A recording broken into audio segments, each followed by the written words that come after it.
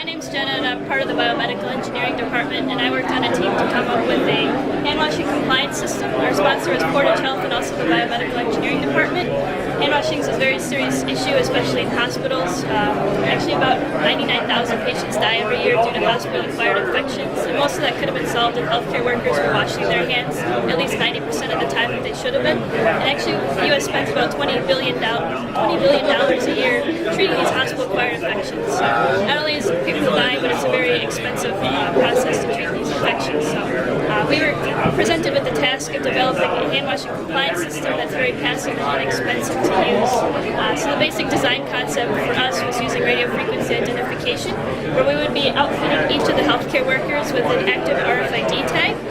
As soon as they would enter the patient's room, they would be automatically picked up by our radio frequency identification system, and then it would all be tracked within software. So as soon as they enter the room, our software is monitoring that. As soon as they push the soap dispenser, it monitors that, okay, they washed their hands, they were very compliant within CDC protocol hand washing procedures. So we did some preliminary testing, and we also found that our system is very accurate for all sorts of different scenarios. For instance, if multiple healthcare workers were to enter a room,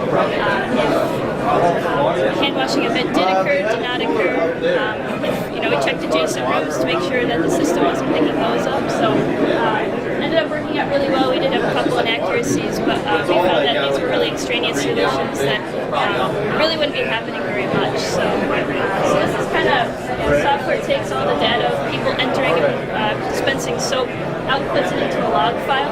This is very hard and messy to read, so our team was put up to the task of developing a macro to clean up the data. And then our final result comes down here. It imports the log file picked up by the software, and it displays it into a nice, neat Excel file with a date stamp, time stamp, and then it goes through and decides what healthcare workers were compliant with hand washing standards and which ones were not.